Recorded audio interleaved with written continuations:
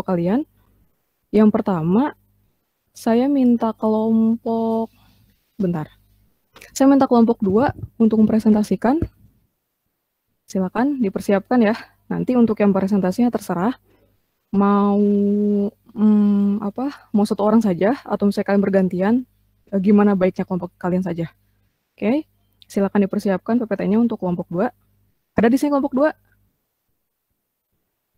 Hadir, Bu. Oke, kalau memungkinkan untuk on cam ya pada saat kalian mempresentasikannya. Oke, sok silakan.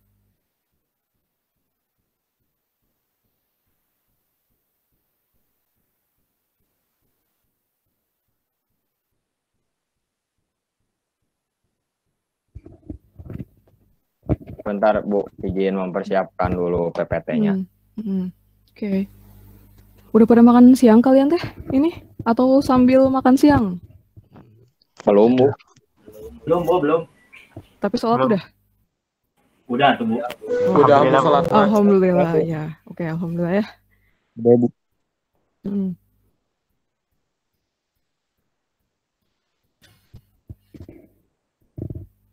Tugas praktikum udah yang gambarnya? Ada yang udah ngerjain? Sudah, Bu. Udah, Bu. Udah, Bu. Ya, belum ngewarnain ya, Bu? Oh iya, oke. Nyicil, Bu. Ya, sempat baca status beberapa teman kalian kelas A atau kelas B yang sudah memposting hasil tugas mewarnainya. Ya, ada yang bagus, ada yang biasa aja. Semoga aja di kelasnya ada yang bagus banget ya gambarnya, jadi siapa tuh bisa kepake si gambarnya. Bu, kalau gak diwarnai nggak apa-apa? Sebenarnya sih nggak masalah, cuman ada baiknya diwarnai. Kenapa gitu? Tidak mewarnai? Bingung itunya, Bu. Apa? Kayak apa ya? Ada yang garis-garis gitunya, Bu. Jadi kayak susah gitu. Sebisanya aja. Kalau misalnya terlalu kompleks, tapi diusahain warnain sih, biar lebih kelihatan juga bagusnya plankton yang kalian bikin. Oke, tapi Bu. nggak diusahain ya. Oke, yoga nggak jadi share screen. Iya, Bu, ini bingung sayanya, Bu, sebentar. Hah? Oke.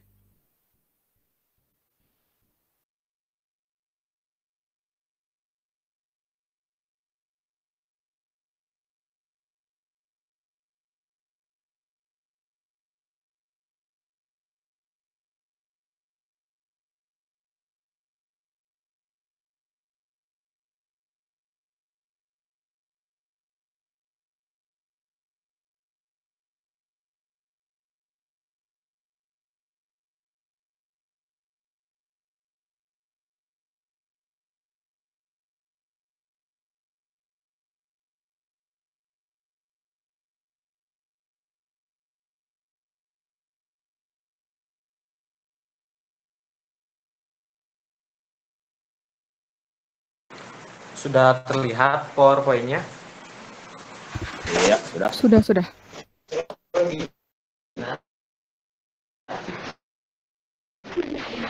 Oke, assalamualaikum warahmatullahi wabarakatuh. Sebelumnya perkenalkan, nama saya Sofian dari kelompok 2. Izin untuk menyampaikan materi tentang Aglonophyta. Nah, kelompok 2 sendiri terdiri dari Kang Mahdal Ali, Kang Yoga Nugraha, Kang Rafadian, Teh Adisti, Teh Riki, dan saya sendiri Sofian. Oke, bisa di next Kang Yoga PowerPoint-nya.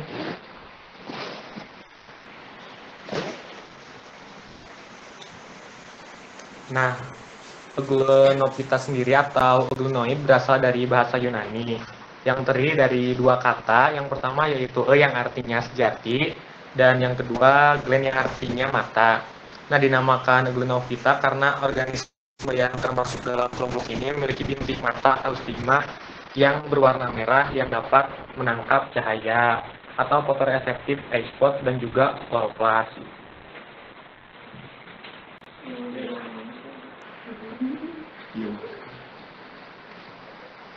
Nah, untuk habitatnya sendiri, untuk jenis Aglonophyta sendiri biasanya berada di perairan air tawar dan juga air laut.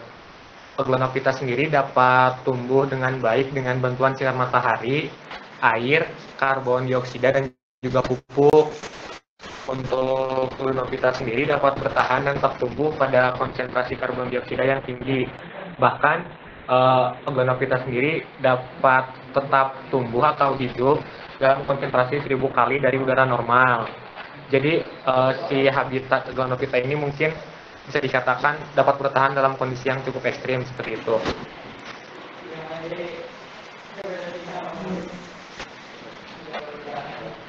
Nah, untuk ciri umumnya sendiri dari Gluonophyta ada beberapa ciri.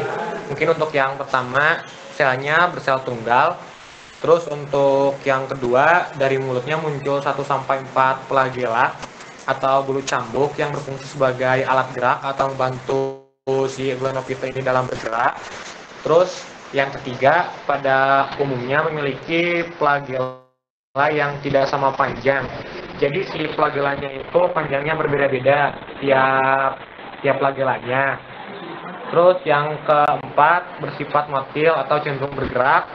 Yang kelima bersifat heterotrof karena memakan bahan organik atau bakteri yang tersedia di sekitar lingkungan hidupnya.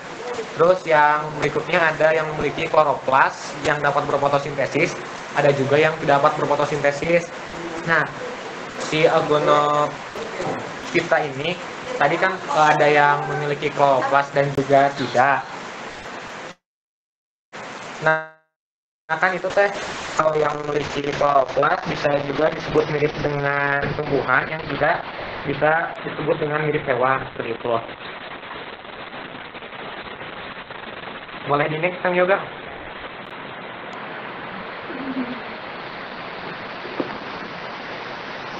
Nah, untuk selanjutnya ada struktur sel. Yang pertama dari dinding selnya, Gluonophyta sendiri, dinding sel bukan terdiri dari selulosa, melainkan suatu membran tipis yang tersusun atas lapisan-lapisan protein yang bentuknya spiral yang disebut vesikel. Terus yang kedua dari kloroplasnya sendiri. Pada Gluonophyta tersusun dari klorofil A dan B serta beta karoten dan beberapa xanthofil yaitu astaxanthin. Terus yang ketiga ada ribosom. Dari ribosom Gluonophyta terdapat pada permukaan luar.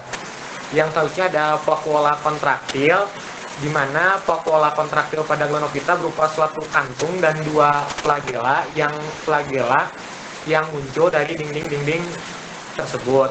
Sebuah pigmen berupa suatu bintik atau berupa stigma dan bertempat di area dasar flagela yang panjang dan yang panjang yang berfungsi untuk fotoreseptif. Yang berikutnya ada badan Golgi. Nah, badan Golgi pada Gluonophyta terletak di antara inti dan vakuola kontraktil. Struktur dari badan Golginya sendiri terdiri dari tumpukan vesikel berbentuk cakram atau berbentuk kantung. Yang berikutnya ada nukleus. Untuk nukleus dan kloroplas dihubungkan oleh membran kloroplas yang berhubungan dengan pembungkus inti. Nah, bisa teman-teman lihat sendiri, ada ini struktur sel dari Gluonophyta, mulai dari bagian reseptor cahaya yang paling atas itu, terus yang stigma yang berwarna merah muda, ada vakuola kontraktif yang bulat putih di atas, ada flagel itu yang panjang, yang tadi sambungan dari reseptor cahaya, ada paramilon yang lonjong, nukleus yang berada di tengah yang hitam, terus kloroplas yang berwarna hijau, dan juga vesikel di bagian luar yang garis-garis itu.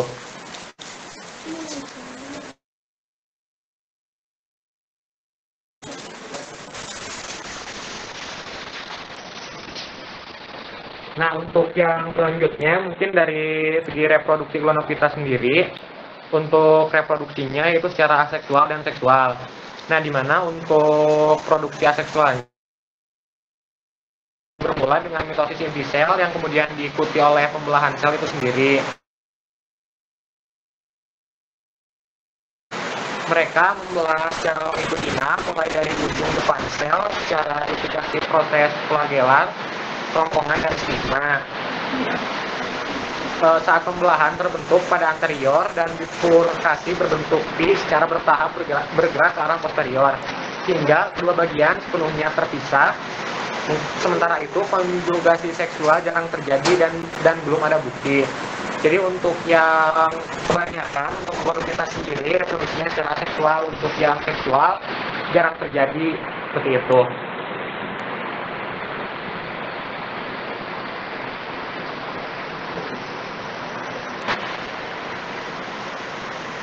Untuk klasifikasinya sendiri di Guanapita sendiri ini dibedakan menjadi 3 ordo, yaitu yang pertama Eutropiales atau Perennemales, yang kedua ada Euglonales, yang ketiga ada Rhadomodales.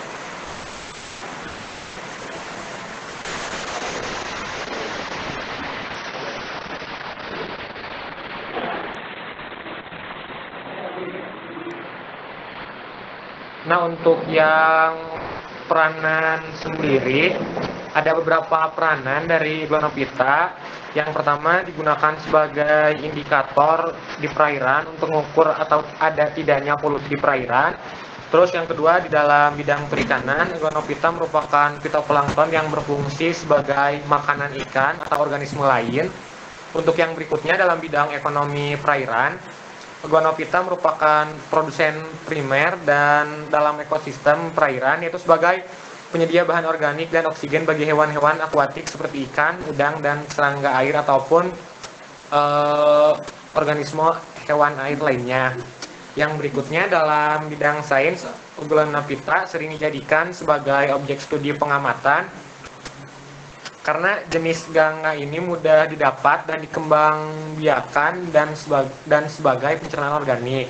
Untuk yang selanjutnya, selain manfaat, ada pula kerugian dari Iguanopita ini, yaitu yang ditimbulkan dari Iguanopita itu mencemari sumber air dan menyebabkan penimbunan endapan tanah pada dasar kolam atau danau.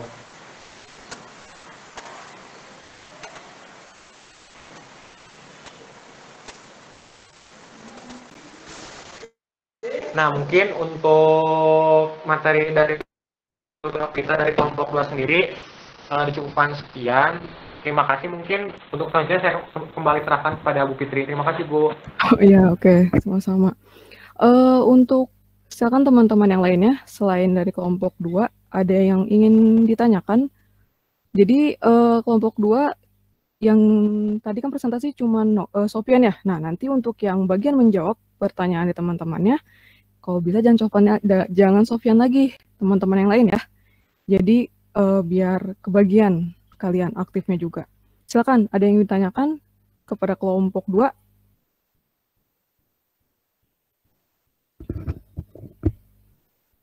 Ada?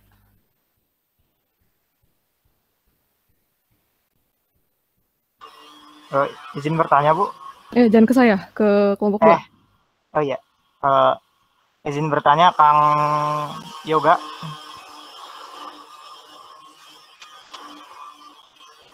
Iya, Mangga, Kang Taufik. Ya, saya izin bertanya ke kelompok 2. Nama saya Taufik, NPMR 198. Tadi kan di suatu peranan dari Iguanopita sendiri kan ada yang namanya itu ya mencemari sumber air gitu, menyebabkan penimbunan endapan tanah pada dasar kolam atau danau ya. Nah, ada nggak sih gitu ciri-ciri suatu perairan gitu yang tercemar oleh Iguanopita gitu? Ciri-cirinya kayak gimana gitu? Terima kasih.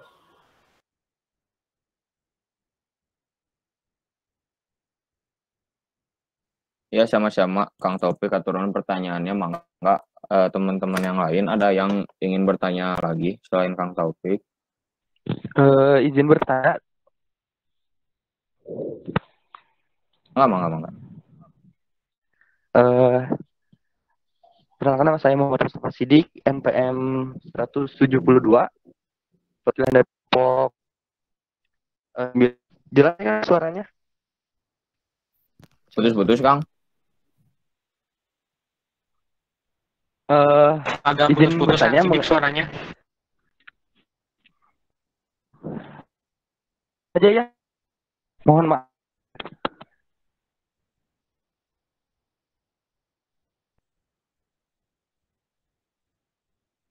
Suaranya putus-putus ya dari Mustafa. Sok ada yang ingin tanyakan sambil mungkin Mustafa nanti boleh ngetik aja kalau misalnya ada gangguan di suara.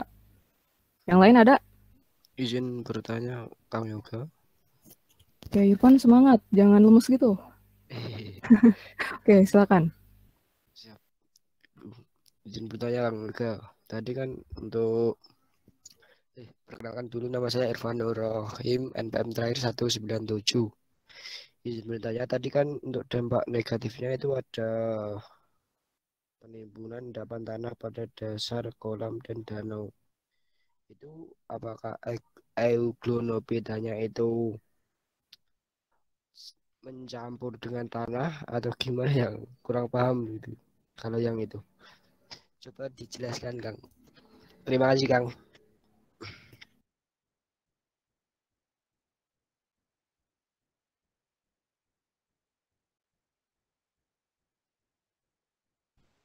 Oke, boleh dua penanya lagi. Itu Rama ya? Rama mau nanya.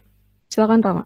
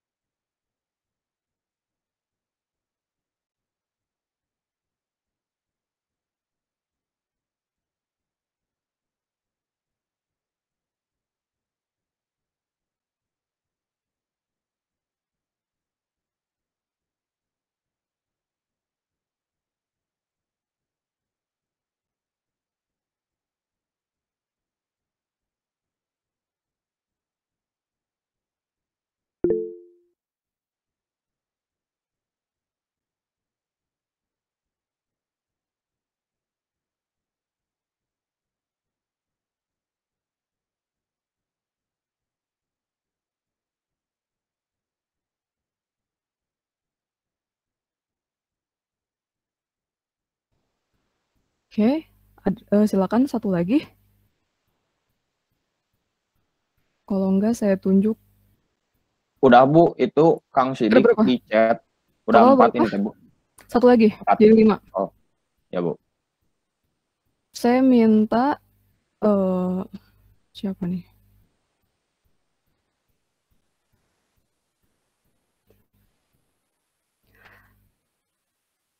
Oh, sorry. Anila Dinda, ada? Anila Dinda. Oke, silakan memberikan pertanyaan kepada kelompok 2. Ya, nggak apa. Stok di chat aja ya. Iya, boleh silakan di chat. Oke, dari kelompok 2 ada yang mau ditampilkan nggak videonya sambil menunggu kalian mencari jawaban mungkin? Jadi kami tunggu kalian sambil mencari jawabannya. Ada atau nggak ada? Nggak apa? Tidak menyiapkan video untuk ditampilkan sambil menunggu menjawab dari pertanyaan teman-temannya? Ada Bu videonya. Oke, silakan ditampilkan juga. Jadi kalian sambil berdiskusi, video dinyalakan, di-share maksudnya.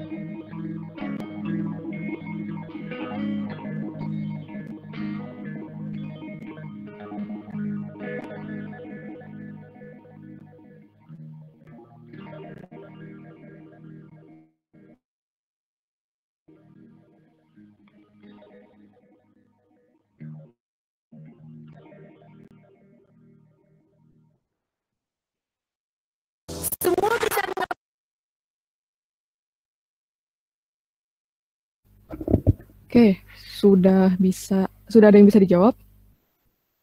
Kayaknya Ya tadi Bu, pertanyaan, ya silakan. ini mau ngejawab dari pertanyaan dari Teh Dinda ya. Kan Teh Dinda tuh nanya, izin bertanya apakah Glenopita sendiri memiliki khasiat apabila dikonsumsi ikan bagi yang memakannya tersebut. Kalau untuk khasiat, sebentar ya. Glenopita tuh yang diketahui ya, khasiatnya tuh hanya ini gitu, dalam bidang perikanan tuh hanya berfungsi sebagai makanan ikan gitu.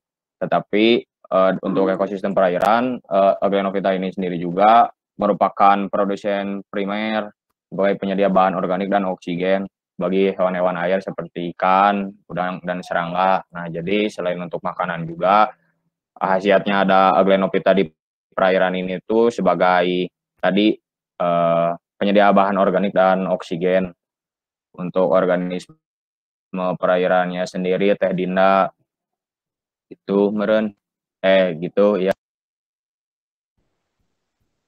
Oke, gimana Dinda? Apakah sudah cukup terjawab dari hasil jawaban yang disampaikan oleh Yoga? Dinda ya? Tuh Dinda. Oke, berikutnya cukup kau ya. Oke, pertanyaan dari Taufik, dari Irfan, bisa. Iya Bu, saya mau coba menjawab. Dari pertanyaan Taufik ya, tadi apa sih gitu ciri-cirinya bahwa si perairan tersebut tercemar oleh Iguanopita. Nah, secara kasarnya gitu atau umumnya, perairan yang tercemar Iguanopita itu mulai dari warna perairannya yang berubah gitu. Nah, itu juga disebabkan karena bloomingnya si plankton tersebut. Nah, terus benar seperti yang Kang Rama sampaikan juga betul, ada kaitannya dengan zat hara dari endapan, nah yang menyebabkan eceng gondok itu lebih cepat tumbuh. Gitu, Kang Taufik. Oh, berarti si Euglenopita sendiri bisa blooming gitu ya di perairan? Iya, Kang. Jadi bisa merubah si warna perairan tersebut juga gitu. Oke. Oke, terima kasih Teh jawabannya. Sama-sama Kang.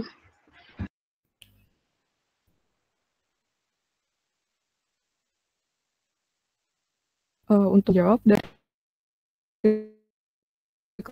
kelompok 2 atau sudah tadi include sama yang tadi? Include sih Bu, soalnya Apa? ya tadi. Iya. Jadi tadi kan Irfan nanyanya berarti itu sebenarnya Seglonovita itu menyatu dengan tanah atau gimana sebenarnya?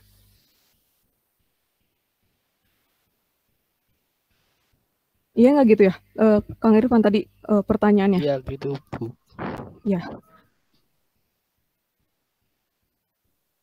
Tadi saya kurang mendengar jawaban dari kelompok kalian terkait yang tadi berarti si Eugenophyta ini dia itu menyatu dengan tanah, jadi dia memberikan suatu dampak ke bagian dasar si perairan.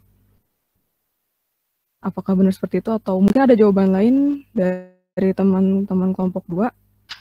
Atau mungkin bisa diulang? Izin untuk menjawab ya Bu. Kalau dari saya, tidak selamanya si Eugenophyta itu berada di dasar tanah, karena kan tadi yang sifatnya dapat bergerak bebas. Nah, jadi si Eugenophyta ini nggak selalu tidak menyatu dengan tanah gitu Bu. Jadi karena sifat yang bergerak bebas, jadi dia bisa kemana aja gitu Bu.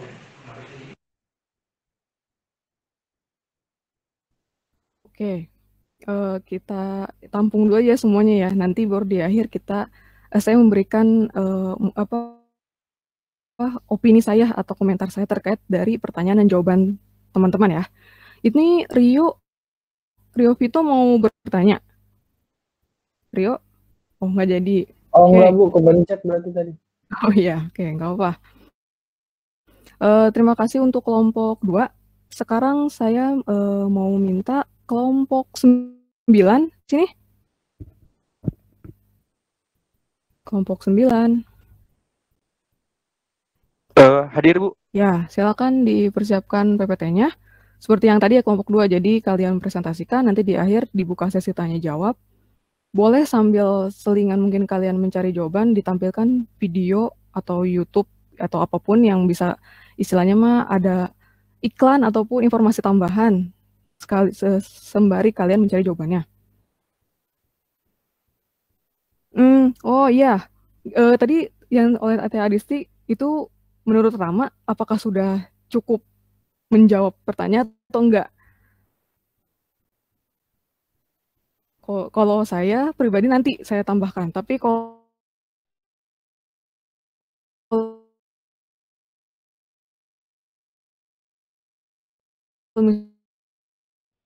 saya menurut ke Kang Rama, jawaban dari tadi Adisti sudah cukup ke atau tadi apa sih?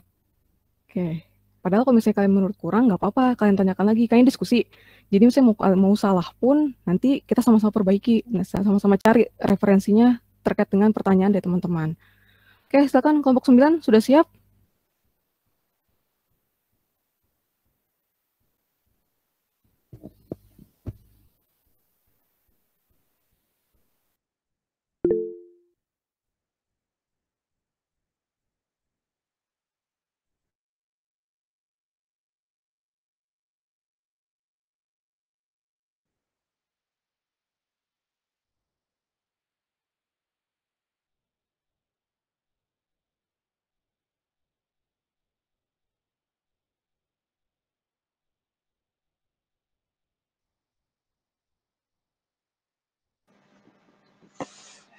Assalamualaikum warahmatullahi wabarakatuh. Di sini saya sebagai perwakilan dari kelompok 9 yang beranggotakan Lois David Haganta, Mustafa Sidik, Sabit Atsaris, Layalan Cika Ansyar, Ayuni Nusronisa, Pandi Anjar. Boleh di next.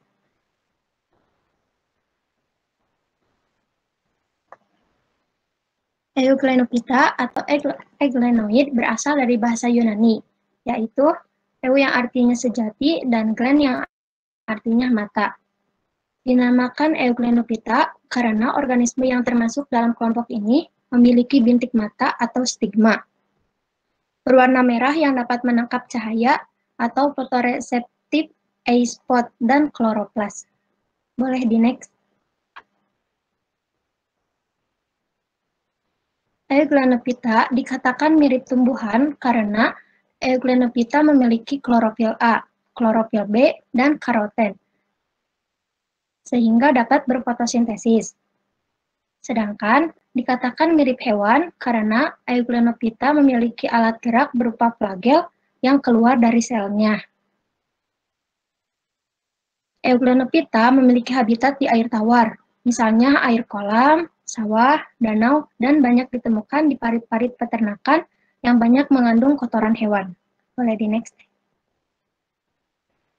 Ciri-ciri dari Euglenophyta yang pertama yaitu uniseluler atau bersel tunggal. Yang kedua, dari mulutnya muncul 1-4 flagela atau bulu cambuk yang berfungsi sebagai alat gerak. Yang ketiga, bersifat motil, cenderung bergerak. Yang keempat, berwarna hijau karena mengandung klorofil.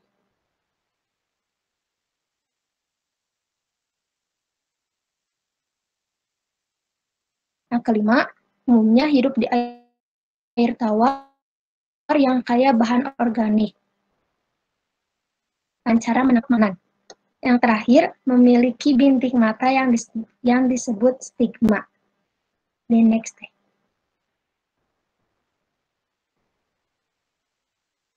Sifat umum dari Euglenophyta, yang pertama ada flagel. Flagel umumnya tidak sama panjang atau heterokontrae. Yang kedua ada pigmen. Pigmennya yaitu terdiri dari klorofil A, klorofil B, dan karoten. Yang ketiga ada dinding sel, yaitu membran tipis tersusun atas lapisan-lapisan protein berbentuk spiral yang disebut pelisel. Yang keempat, cadangan makanan, yaitu berupa paramilum yang yaitu bentuk antara dari polisakarida. Boleh di next deh. Struktur sel dari Euglenophyta. Yang pertama ada dinding sel. Dinding selnya membran tipis tersusun atas lapisan-lapisan protein berbentuk spiral yang disebut pelisel. Yang kedua, kloroplas. Kloroplas tersusun dari klorofil A dan B, beta karoten, dan beberapa santofil, yaitu astaxanthin, pigmen merah yang menyerupai bintik mata. Yang ketiga, ribosom. Euglenophyta terdapat pada permukaan luar CER. Yang keempat, vakuola kontraktil. Berupa suatu kantung dan 2 flagela muncul dari dinding tersebut. Yang kelima, badan Golgi. Terletak di antara inti dan vakuola kontraktil. Strukturnya terdiri dari tumpukan vesikel berbentuk cakram atau kantung. Yang keenam, ada nukleus dan kloroplas dihubungkan oleh membran kloroplas R yang berhubungan dengan pembungkus inti. Boleh di next deh. Klasifikasi dari Euglenophyta. Yang pertama ada ordo Eutreptiales atau Peranemales. Ada satu famili dari ordo ini, yaitu contoh genusnya ada Astasia dan Peranema hyalopacus. Ciri-ciri dari ordo ini memiliki 2 flagel yang penting dengan panjang yang sama dan termasuk ke dalam euglenoid yang sangat aktif berpindah. Yang kedua, selnya nyata bervariasi disebabkan dari pergerakannya sendiri. Yang ketiga, heterotrop. Yang keempat, holozoik Astasia. Yang terakhir, Eutreptia sering muncul di lautan dan di air payau. Boleh di next. Yang kedua ada ordo Euglenales. Terdapat satu famili yaitu Euglenaceae. Contoh dari ordo ini yaitu Euglena, Pacus, dan Trachelomanas. Ciri-ciri dari ordo ini, yang pertama ada satu flagel terlihat, yang kedua selnya kaku, bulat, dan sangat datar, berbentuk seperti daun. Yang ketiga, sel memiliki kloroplas banyak hijau bulat. Yang keempat, terdapat eye spot merah Yang kelima, habitatnya di rawa dan kolam. Yang terakhir, bersifat autotrof karena memiliki klorofil A dan B, karoten B, dan beberapa xanthofil, yaitu astaxanthin. Boleh di next.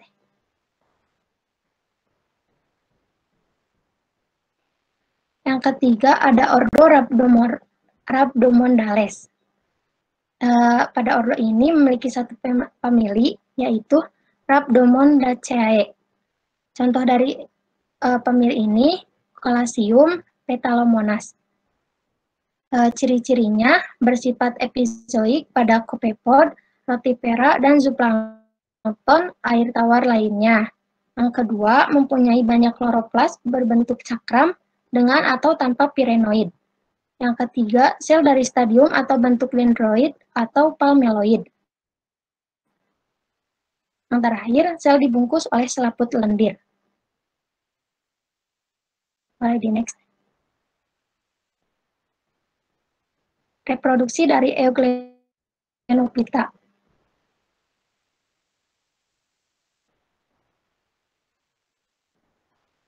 Pada mulanya, sel akan lalu kedua flagela kemudian akan saling berjauhan yang membuat membran sel akan membelah sedikit demi sedikit. Setelah sempurna, maka terbentuklah individu baru.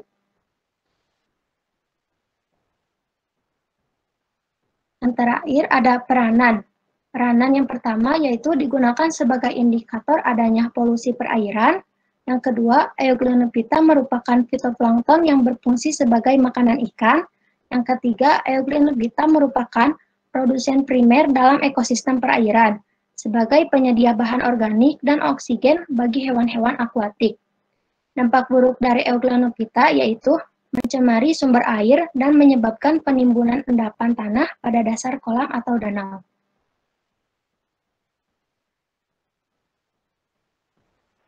Sekian dari kelompok kami, kurang lebihnya, maaf. Assalamualaikum warahmatullahi wabarakatuh. Waalaikumsalam warahmatullahi wabarakatuh. Silakan, ada yang ingin ditanyakan kepada kelompok 9?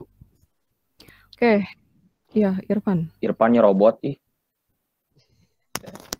Ya udah kamu dulu guys. Enggak jadi pundung. Sok Irfan dulu aja. Siap. Perkenalkan, nama saya Irfan Nur Rohim, NPM terakhir 197. Tadi di bagian ciri-ciri kan ada sifat cara makannya ya, ada yang fototrofik atau membuat makanan sendiri, ada osmotrofik makan dengan cara difusi, dan fagotrofik makan dengan cara menangkap makanan. Itu bisa terjadi di satu spesies atau satu spesies hanya bisa bersifat fototrofik saja atau bisa semuanya gitu maksudnya. Terima kasih untuk kelompok 9.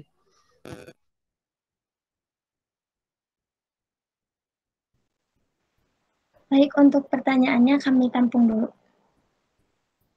Oke, berikutnya tadi siapa? Henry dulu. Ya, terima kasih Bu Fitri. Terima kasih juga buat kelompok 9 yang udah menyempatkan sesi pertanyaan, sesi tanya jawab. Saya ingin bertanya ya, tadi kan di yang ordo apa ya tadi lupa saya. Yang ordo ketiga itu apa, ordo Rhabdomondales ya. Kan ada ciri-cirinya itu bersifat epizoik pada Copepoda, Rotifera, dan zooplankton air tawar lainnya. Kan epizoik itu hidup dengan menempel pada bagian tubuh organisme lain. Nah, yang ingin saya tanyakan itu kenapa ini kan yang ordo Rhabdomondales ini ya autotrof ya, karena memiliki kloroplas gitu, jadi bisa berfotosintesis. Tapi kenapa masih hidup di tubuh organisme lain gitu? Apakah menjadi parasit atau tidak gitu? Pertanyaan saya itu. Terima kasih.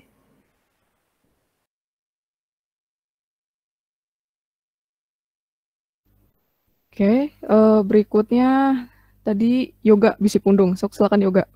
Ya, makasih Bu. Saya mau ini nggak bertanya sih, cuman lebih pengen apa ya? Lebih minta penjelasan yang lebih rinci gitu. Jadi kan saya lihat ada Ordo Penare Males itu teh namanya teh. Yang pertama Perane Males ya, kan tadi dijelasin nama Teh Ayuni. Kalau Perane Males itu cirinya tuh sel nyata bervariasi disebabkan oleh pergerakannya sendiri. Nah itu sih teh punten lebih dirinciin lagi gitu. Soalnya kan tadi di kelompok saya di klasifikasinya kurang jelas. Makasih Teteh. Baik, terima kasih. Oke, berikutnya Altius. Silakan. Baik, terima kasih. Izin bertanya, untuk tadi kan dijelaskan waktu dijelaskan bahwa Ordo Euglena itu sebagai produksi produksi primer. Nah, untuk produksi primer itu sebagai makanan ikan itu, apakah di Ordo Euglena saja atau dua ordo lainnya pun bisa menjadi makanan ikan seperti itu, Bu? Terima kasih. Oke, terima kasih. Ini pertanyaan ditujukan kepada kelompok 9. Berikutnya Rafael yang udah bertanya diturunkan ya tangannya bisi pegal. Rafael, silakan. Iya, baik, terima kasih Bu. Oke. Kemarin kan yang kelompok saya buat PPT itu kan baca jurnal itu ada peranan Euglenophyta itu dapat dibiarkan dengan mudah. Nah itu tuh benar atau tidak sih?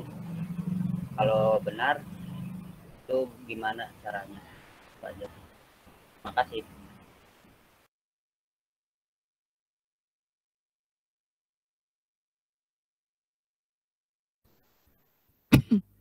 Oke. Berikutnya ini kayaknya untuk kelompok 9 banyak yang mau bertanya. Silakan yang berikutnya Hafiz. Setelah itu Taufik, baru terakhir Haikal. Siap, terima kasih Bu. Ini ya? Oke. Oh, Ayu. Oke, terakhir Ayu deh yang tanya. Silakan. Oke. Jadi kemarin tuh di tugas praktikum planktonologi, saya kan nemu jurnal identifikasi jenis fitoplankton pada tambak kandang dengan kualitas omega 3 tinggi. Nah, di situ tuh disebutin ada dua yang tinggi, Bacillonophyta apa gitu, sama ini Euglonophyta.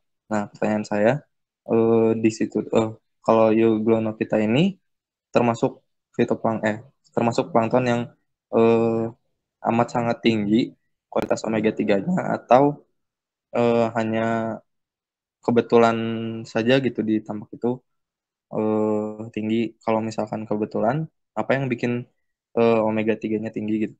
Terima kasih.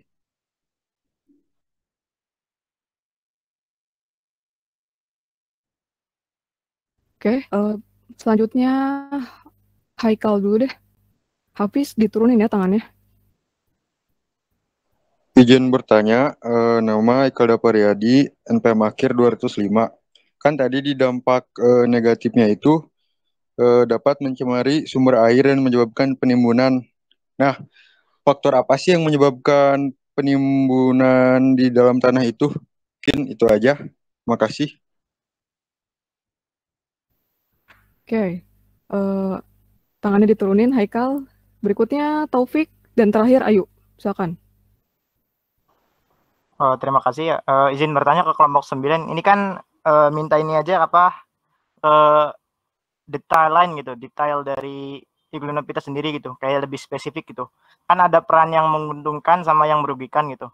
Nah, jenis Euglonophyta apa gitu yang menguntungkan dan jenis Euglonophyta apa gitu yang merugikan gitu. Itu aja sih, terima kasih. Oke, terakhir Ayu Zalfitri. Ya, izin bertanya ya untuk kelompok 9. Tadi yang untuk stigma atau bintik mata merah pada Euglonophyta itu fungsi utamanya apa ya? Terus bisa nggak dijadi indikator bahwa organisme ini sendiri ini mirip sama hewan gitu yang membedakannya. Selain dari organisme ini sendiri nggak memiliki dinding sel atau memiliki flagel gitu. Terima kasih.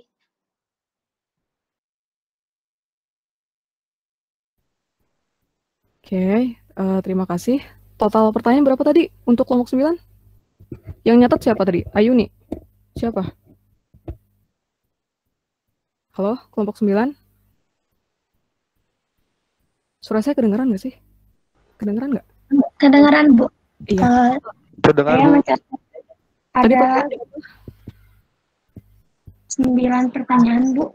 Oke, sesuai dengan ya. Ya, oke.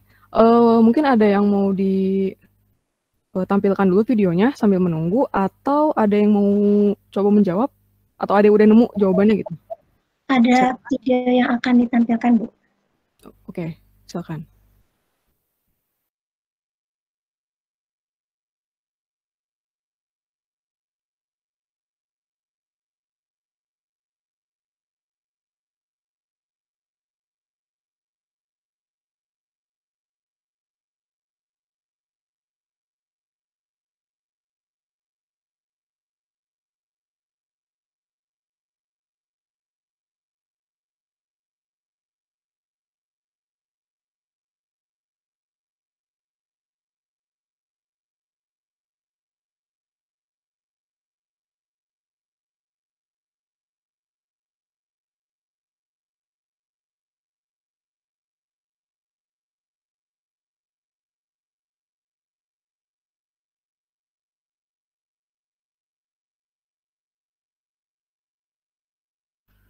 Nanti pada saat penayangan, kalau misalnya sekiranya udah ada yang menemukan jawabannya, di-cut juga nggak apa ya. Jadi nggak nunggu semuanya beres baru kalian jawab, bisa kelamaan waktunya. Oke? Baik, Bu. Hitung ya, Bu. Sebentar. Nah, kenapa?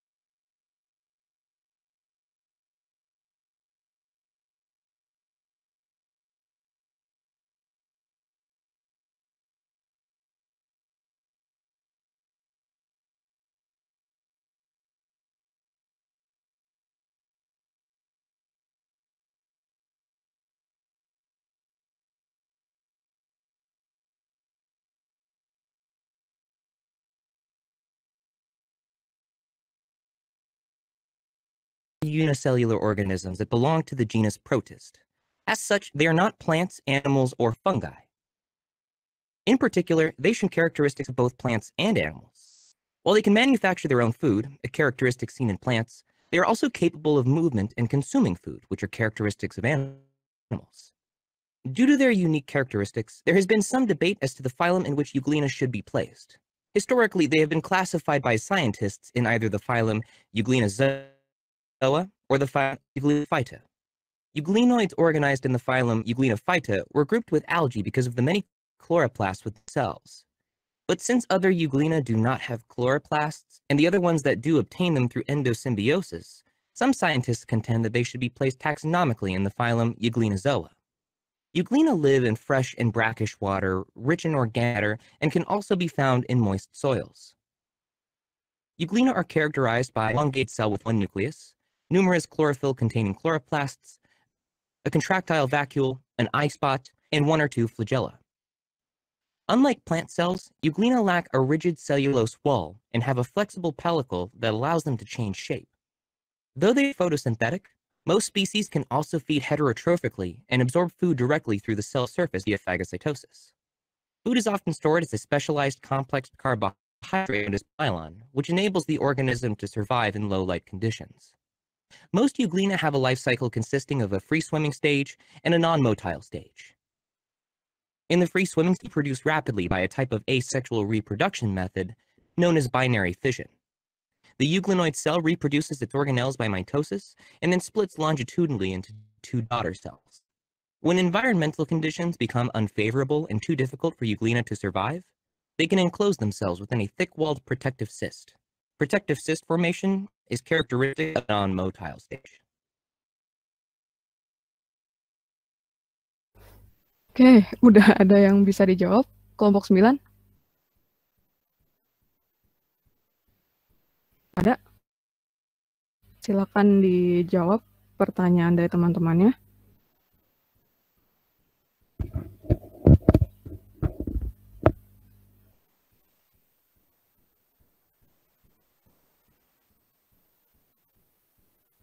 Nggak ada. Kelompok 9, anggota yang lainnya silakan bantu untuk mencari jawabannya. Atau benar-benar nggak ada, kasih tahu aja ntar.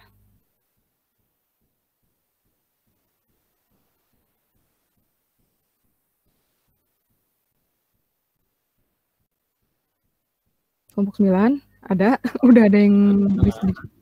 Ada, Bu. Sebentar, Bu. Oke, silakan. Mau izin menjawab, Bu? Boleh, silakan. Ya. Yang ini pertanyaan dari Kang Taufik, yang saya tangkap tuh jadi contoh Neophyta yang merugikan dan yang menguntungkan, begitu bukan, Kang Taufik? Iya benar, Kang. Ya, siap. Berdasarkan yang saya baca ya, untuk contoh dari Neophyta yang menguntungkan, Neophyta Ugnea viridis, beliau ini berperan sebagai bioindikator di suatu perairan. Jadi ketika di suatu perairan ada sebuah polusi gitu, ada zat-zat berbahaya gitu. Nah, si Ugnea viridis ini menjadi salah satu indikator bahwa perairan di Indonesia ini tercemar atau tidak gitu. Itu yang pertama yang saya dapatkan. Terus yang kedua, untuk yang merugikannya masih apa ya? Kalau dari saya sendiri sih masih belum apa ya, banyak apa ya, belum menemukan lah gitu.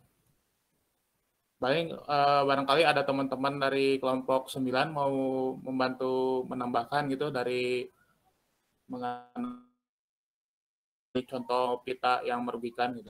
Sekian dari saya mah, paling segitu aja.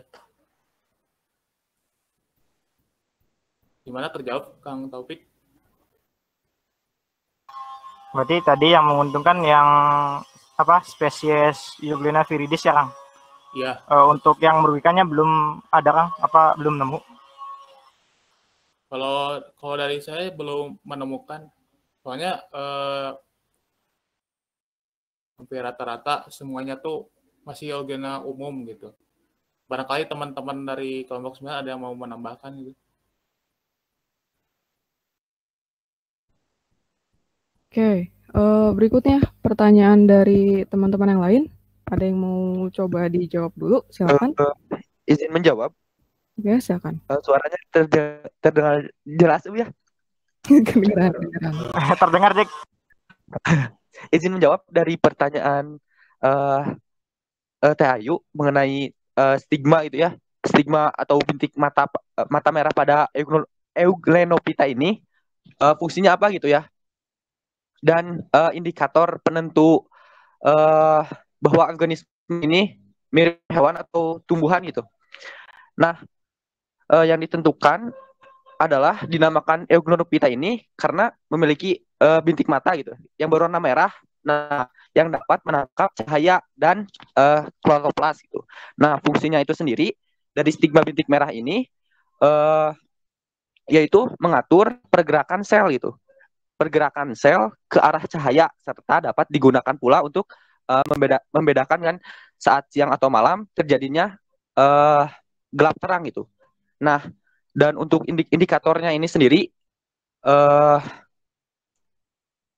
ini benar gitu ya, bisa menentukan indikator, salah satu indikatornya apakah Eglonopita ini itu masuk dalam hewan atau dan tumbuhan itu. Mungkin itu jawaban dari saya. Apakah terjawab? Oh iya, terjawab. Terima kasih ya, Kang. Terima kasih juga. Oke, silakan. Baru 2 pertanyaan, 7 pertanyaan lagi. Sorry, iya benar 7 pertanyaan lagi. Silakan, ada yang mau coba menjawab? Dari kelompok 9.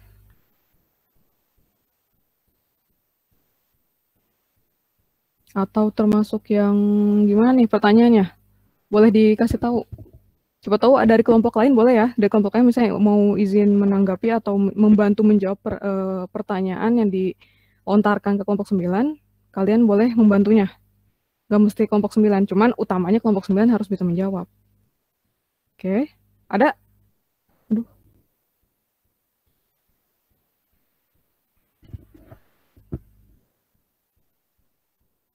Halo, kelompok 9. Ada yang mau bisa dijawab lagi pertanyaan yang lainnya?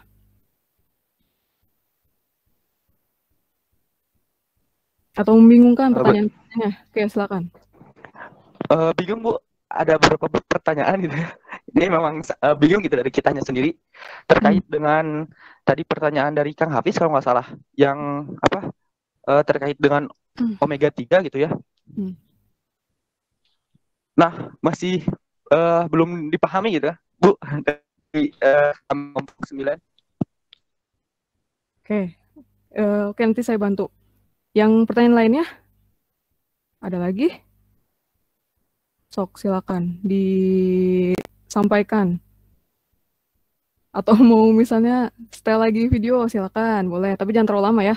Mungkin sambil kalian butuh waktu ekstra untuk mencari jawabannya. Boleh.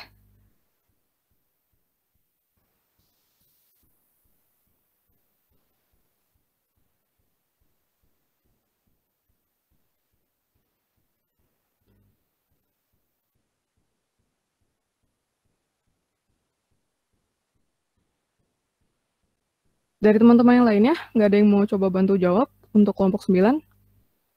Atau yang bertanya, mungkin kalian ngetes ke temannya dan ingin mencoba, Bu, saya jawab, karena saya udah tahu jawabannya. Kan siapa tahu kan, kalian menanya, terus kalian ikut searching juga. Dan kayak gitu boleh, silakan ngebantuin.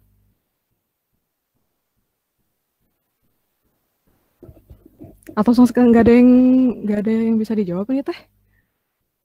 Lagi sekalian dicari, Bu. Oke, silakan. Oke. Mungkin berapa menit ya? 2 menit deh.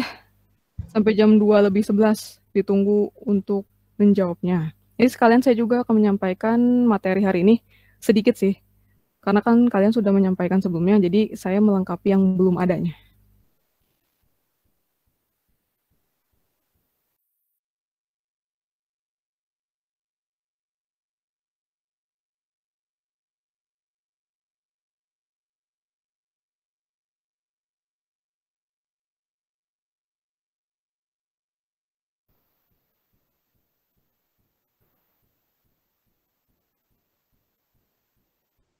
Ini nggak pada tidur kan kalian?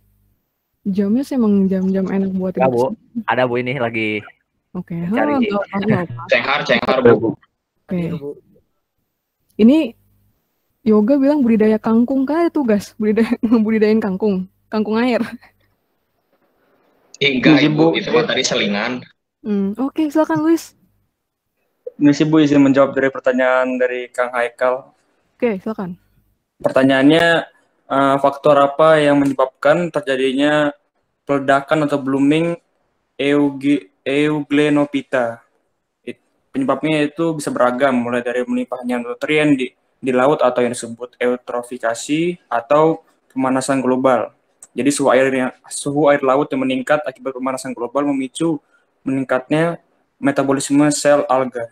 Makanya terjadinya blooming atau peledakan. Terima kasih. Oke, baru 3 pertanyaan, 6 lagi. Izin menjawab, Bu. Oke, silakan. Tapi tadi lupa dari siapa pertanyaannya? Saking banyaknya pertanyaan. Mengenai tadi sel nyatanya pada ordo Peranemales itu ya, sel nyatanya bervariasi disebabkan dari pergerakannya sendiri gitu ya. Nah mungkin ini terkait dengan bentuknya juga gitu ya, bentuk dari tubuh Eglonopita ini gitu. Nah mungkin pergerakannya seperti mengambang ataupun gimana ya, mengambang ataupun menempel berkoloni juga gitu misalkan. Nah itu akan mempengaruhi gitu ya dari sisi pergerakan dan kan mungkin berpengaruh juga pada sel aslinya gitu Bu. Mungkin itu ya tadi dari pertanyaan dari siapa ya tadi, lupa. Terus izin menjawab dari tadi pertanyaannya itu ordo, dari ketiga ordo ini gitu ya, apakah bisa menjadi produsen gitu ya, produsen selain bisa menjadi makanan ikan, apakah bisa juga menjadi produsen gitu ya, berdasarkan sumber yang kami baca gitu ya.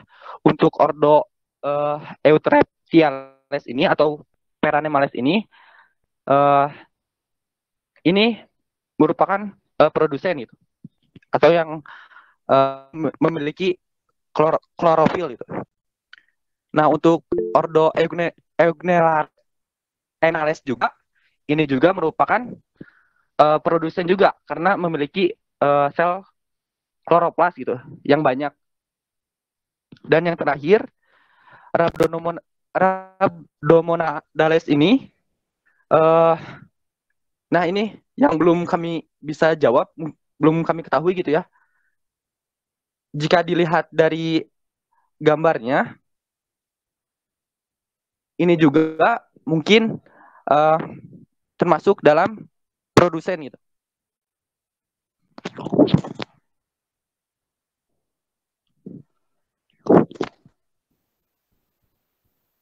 Oke.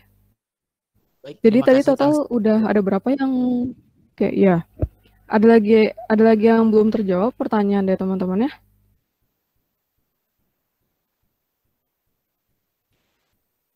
Oke, silakan Yoga. Yoga ngapain? Nanya atau jawab? Oh iya, itu maksudnya pertanyaan yang saya belum ini. Oh iya. Tapi nggak apa-apa Bu, Oke. kalau emang kelompok 9-nya belum menemukan, nanti saya nyari literatur sendiri aja. Takutnya membebani. Oke, enggak. Kalian sekalian belajar. Nanti kan kalau misalnya kalian presentasikan hasil penelitian kalian, kan nggak mungkin. Misalnya ada yang nanya dari penelaah, ya udah nggak jadi. Nah, saya tanya, nanti saya cari aja, kan nggak mungkin kan? Kalian harus dipaksa apa yang kalian sampaikan, kalian harus minimal mengetahui maksimal menguasai materi yang kalian sampaikan. Oke, mungkin saya bantu mengomentari juga ya, sekalian bantu memperbaiki atau meluruskan jawaban dari teman-teman yang tadi sudah disampaikan. Jadi, yang tadi ditanyakan itu yang di kelompok 2, itu apakah itu dengan tanah atau enggak. Jadi, yang dimaksud dengan nanti istilahnya mengalami pendangkalan ataupun masalah terhadap bagian bawah dari suatu perairan, itu kalau kondisinya si Euglena ini atau Euglenovita ini kalau dia sudah mati. Jadi kalau mereka sudah mati kan biasanya mengendap di bawah. Nah, semakin lama mengendap atau menumpuk, dia akan menyatu dengan tanah yang ada di suatu waduk tersebut. Yang ini ya, tanah yang di dalam waduknya, bukan di luar waduknya. Karena kan pada dasarnya dia itu kan fitoplankton juga yang berada di perairan. Jadi pada saat mati, dia akan mengendap ke bawah. Nah, hubungannya dengan dengan kualitas si perairan itu, kalian nanti akan pelajari lagi masalah kualitas danau ataupun waduk di mata kuliah produktivitas perairan. Nanti ada hubungannya dengan umur atau usia waduk itu sendiri. Jadi ada pendangkalan tadi benar yang ditanyakan oleh Kang Rama itu, salah satunya itu si eceng gondok. Eceng gondok itu makanya kalian, perasaan saya pernah ngebahas waktu di limnologi deh. Pernah ada yang ngebahas kasus terjadinya suatu pendangkalan di waduk Cirata ataupun sejenisnya itu. Nah, itu kan kasusnya salah satunya awalnya tadinya kan mau menanamkan si eceng gondok ini untuk menyerap nutrien yang berlebih tadinya. Tapi karena sifatnya eceng gondok ini dia tuh cepat menyerapnya, jadi apa ya? Populasi dia lebih ke over, lebih banyak. Nah, jatuhnya bukan membantu lagi, tapi bisa menjadi hama. Makanya keberadaan si Aglenophyta dan juga si tambah dengan siapa nama tadi eceng gondok itu bisa mempercepat pendangkalan di suatu perairan, khususnya waduk ya. Jadi usianya waduk misalnya si usia waduk suatu misalnya waduk Cirata atau ini dia sebenarnya mampu beratus tahun ataupun berpuluh-puluh tahun. Tapi karena ada faktor X, nutrien yang selalu masuk ke dalam beban nutriennya, terus juga ada apa ya? Tadi juga yang pembeludakan atau blooming, dan juga adanya si salah satunya eceng gondok yang terlalu over, sehingga bisa mengurangi umur hidup atau si usia dari si waduk. Nah, itu peristiwanya disebut ontogeni. Nah, nanti kan akan belajar lagi lebih detailnya usia dari si waduk itu atau proses waduk dari mulai terjadinya waduk terus kembali lagi ke daratan. Nah, itu terjadi, tapi jarang di Indonesia, adanya rata-rata di luar. Itu ada contohnya. Itu salah satu faktor pemicunya itu eceng gondok dan juga dari ada pengendapan yang tidak ada penanganannya.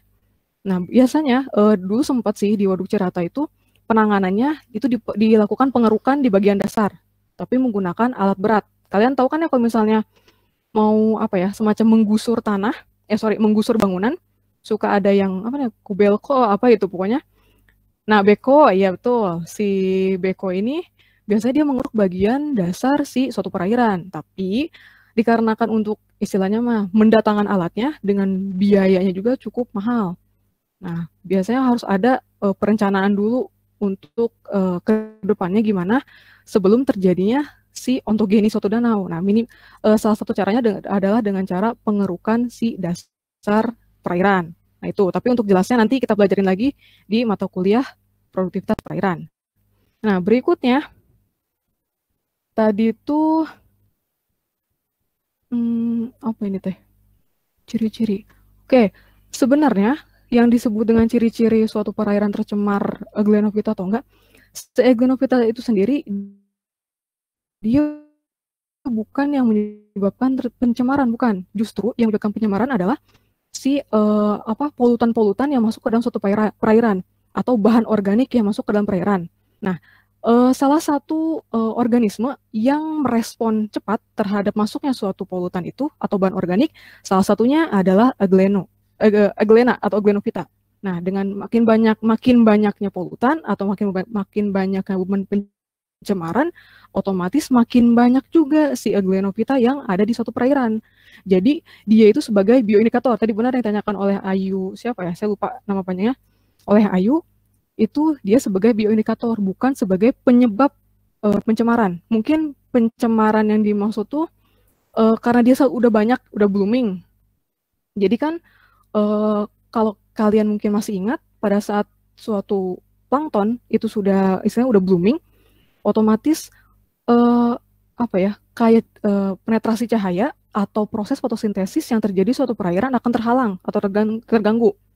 Jadi ada faktor lain yang bisa menyebabkan suatu perairan tersebut jadi terganggu. Jadi mungkin bagian dari pencemarnya itu mungkin ya.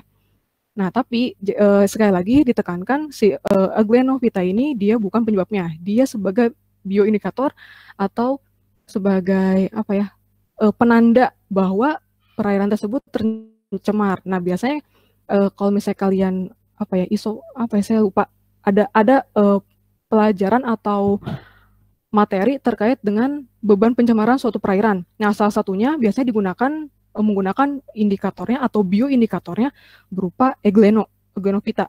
Itu ya. Jadi perlu diluruskan, bukan dia penyebabnya, tapi dia yang merespon terjadinya suatu pencemaran yang masuk ke dalam suatu perairan. Nah, yang terkait tadi oleh siapa yang nanya ya, yang bedanya kan ini dia dibilang dibilang tumbuhan iya, dibilang hewan iya. kadang juga dibilang parasit juga bisa iya. Nah, itu kita lihat aja kalau misalnya dia memiliki kloroplas kan bisa berfotosintesis ya atau autotrof. Nah, itu dia berarti lebih cenderung memiliki sifat kepada tumbuhan atau lebih gampangnya yang belakangnya kadang ada beberapa yang menyebutkan kalau misalnya Euglenovita berarti sisi vitanya, sisi tumbuhannya yang dimunculkan. Tapi kalau misalnya masih membingungkan nih antara ini vita ataupun zoo, Vito ataupun zoo itu masuknya ke Euglenoids. Sedangkan kalau misalnya dia cenderung lebih kayak apa ya sifat hewannya lebih muncul, dia sebutnya Euglenozoa. Jadi seperti itu. Nah, perlu juga kalian ketahui, nanti saya share juga ya bahan PPT-nya nanti di share screen. Jadi sebenarnya ada 3 ciri yang yang mengidentifikasikan atau menandakan bahwa si Euglenovita ini atau Euglena ini itu dia memiliki ciri hewan. Yang pertama, stigma atau bintik mata itu salah satu ciri yang dimiliki oleh hewan.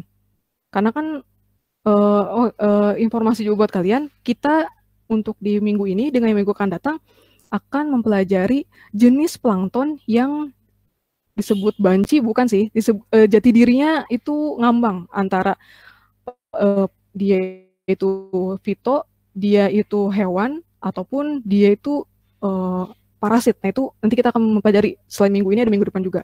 Nah, selain itu adanya flagel.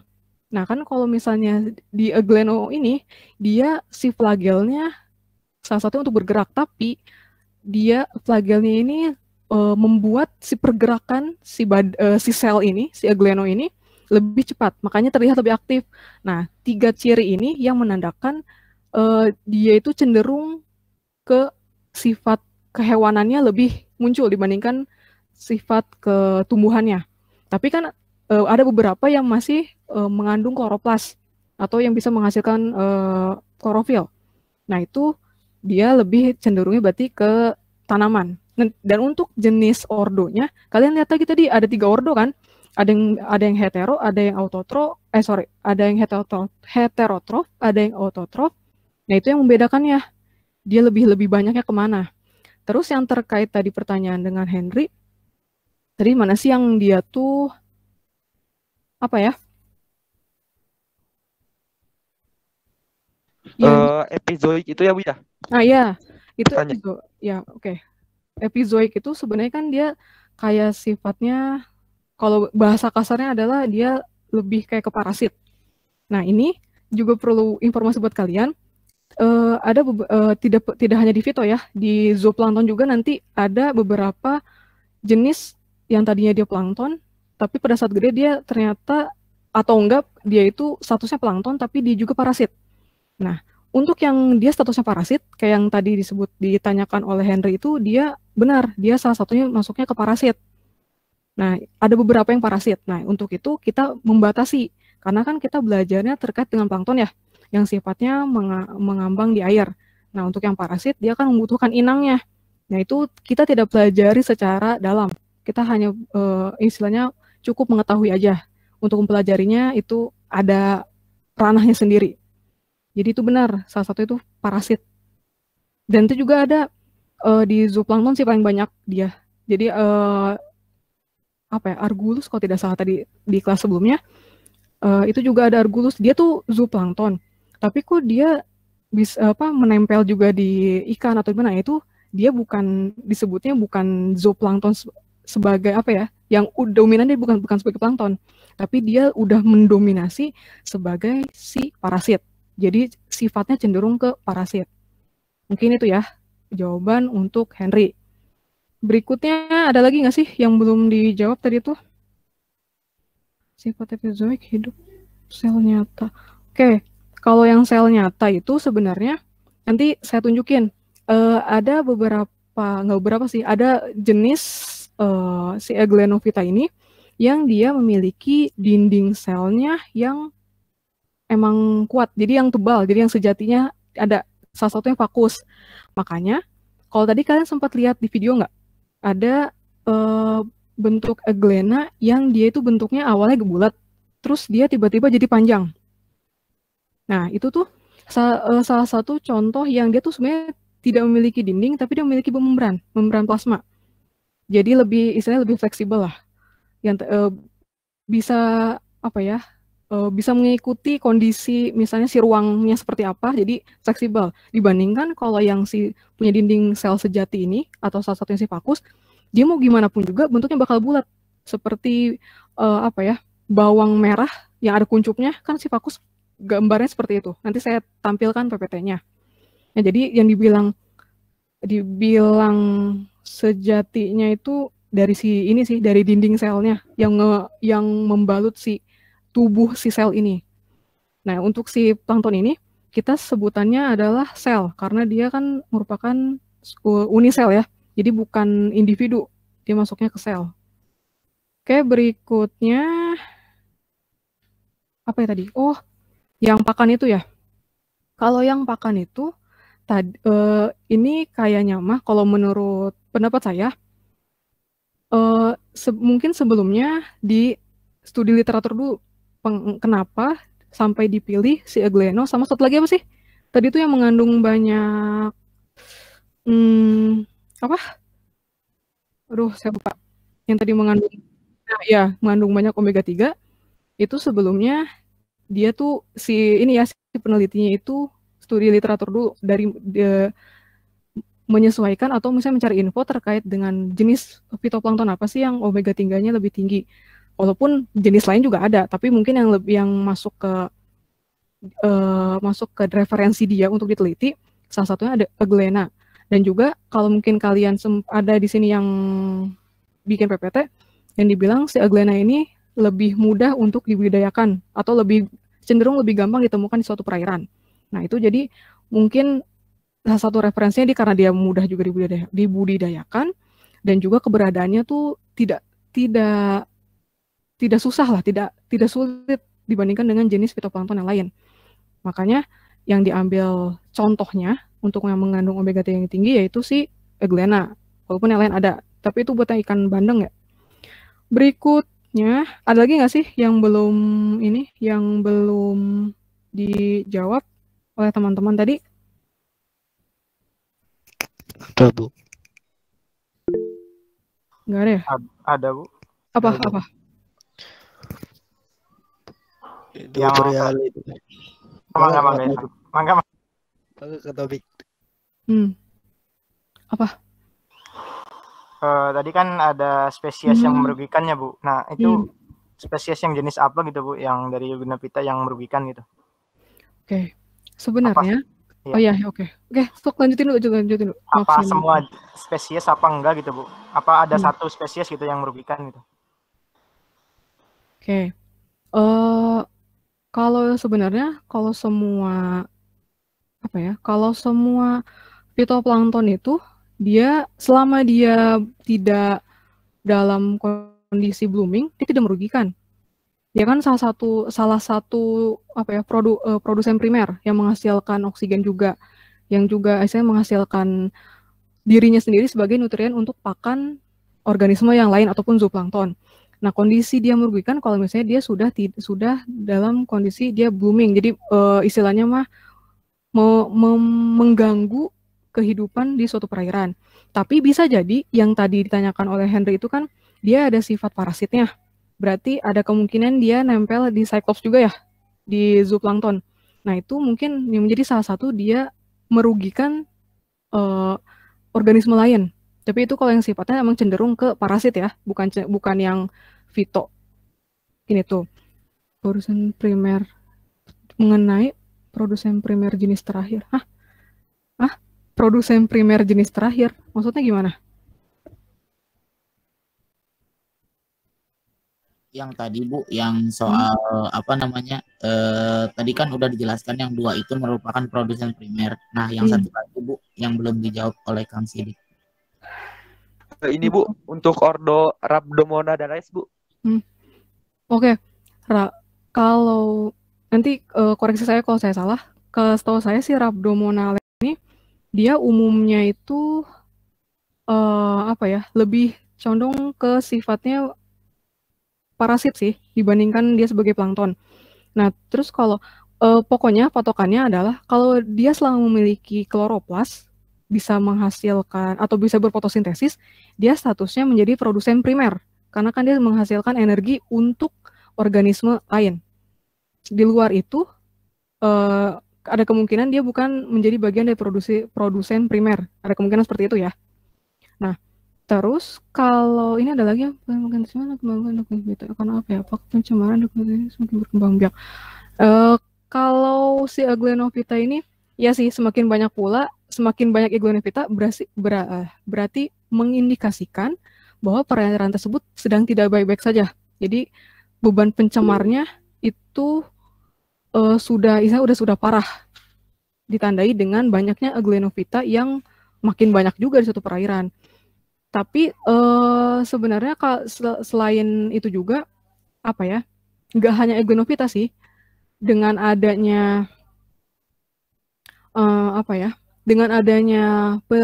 blooming ataupun pertumbuhan secara massal di suatu perairan, itu kan awalnya atau faktor pemicunya adalah banyaknya nutrien yang ada di suatu perairan. Jadi terlalu over, yang tadinya harus bisa dimanfaatkan oleh fitoplankton dan organisme lain, tapi karena terlalu banyak tidak bisa termanfaatkan, jatuhnya malah jadi beban pencemar.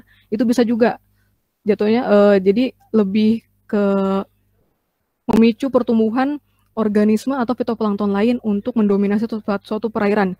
Jadi terganggu. Ya, eutrofikasi.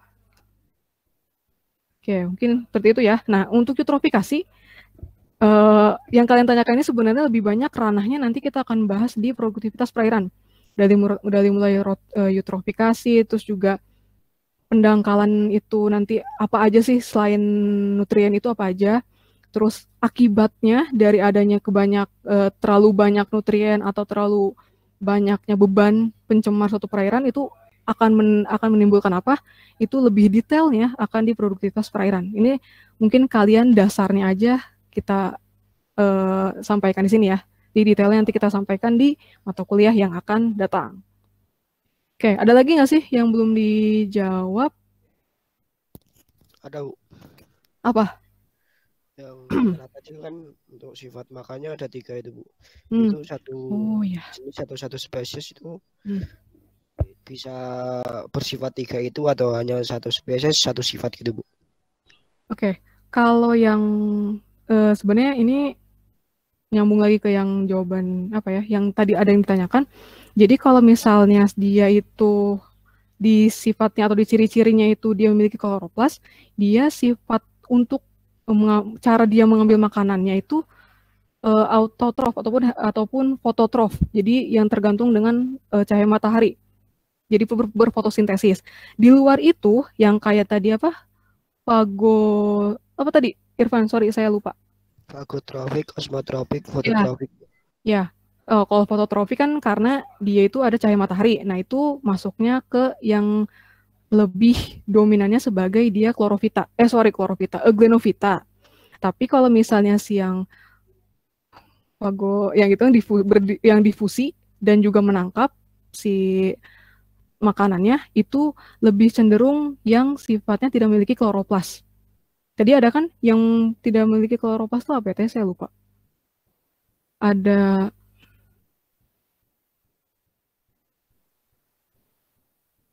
apa ya? Saya lupa deh, ntar saya ini lagi. Jadi intinya kalau yang tadi selain fototrop itu dia bukan yang memiliki kloroplas atau yang tidak berfotosintesis cara mendapatkan makanannya. Di luar itu ya osmo dan satu lagi, aduh saya lupa namanya, sulit banget ini. Ya, sama fago, ya itu. Jadi di luar itu dia sifatnya bukan yang vita. Oke. Fototropik dengan cara difusi. Ya benar. Osmotropik secara difusi, fagotropik dengan cara menangkap makanan. Nah, itu sifatnya yang saya ulangi lagi, sifatnya bukan yang dia sebagai Euglenovita atau sebagai tumbuhannya. Tapi kalau misalnya dia bersifat fototropik, membuat makanan sendiri, dia berarti yang memiliki kloroplas. Intinya itu. Oke. Nah, sekarang yang pertanyaan tadi sebenarnya akan dijelaskan juga sih di PPT yang akan saya sampaikan ini. Bentar. Oh, sorry.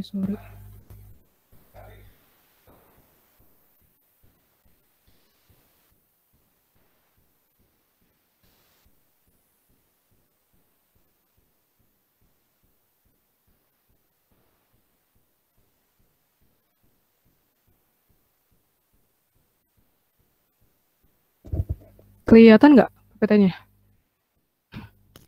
Sudah Bu, sudah terlihat. Nah, oke. Mungkin sedikit menjelaskan aja atau menambahkan dari yang kalian tadi sudah presentasikan. Ya, yang contoh yang tadi memiliki dinding sel yang tebal, jadi dia memiliki bentuk utuhnya itu lebih padat dibandingkan dengan yang lainnya, itu sih vakus. Jadi dia mau kayak gimana pun pasti bentuknya bakal bulat gini aja. Nah, berbeda kalau si Euglena gracilis ini, dia tidak memiliki dinding sel, tapi memiliki membran sel, jadi lebih fleksibel mengikuti si kondisinya seperti apa. Jadi misalnya dia bisa bulat, bisa juga panjang, atau bisa kalau kalian mungkin sempat baca saya sempat nonton di salah satu channel YouTube, dia itu bentuk si badannya itu bisa gampang berubah-berubah. Jadi mengikuti misalnya ya segimana dianya aja mau. Misalnya dia bulat pada saat ini, terus nanti dia pada saat mungkin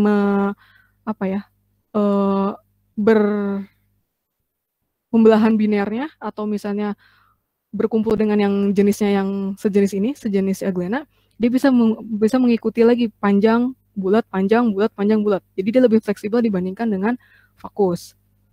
Selanjutnya, udah bisa. Nah, tadi kan ciri umumnya udah pada kalian baca ya, dan sudah kalian sampaikan, uniseluler, makanya disebutnya itu sel si Euglena ini. Pada umumnya memiliki flagel yang tidak sama panjang, makanya disebutnya heterokonte. Nah, kalau masih ingat di Chlorophyta kalau nggak salah ada yang disebut flagelnya sama panjang. Ada yang tahu namanya apa?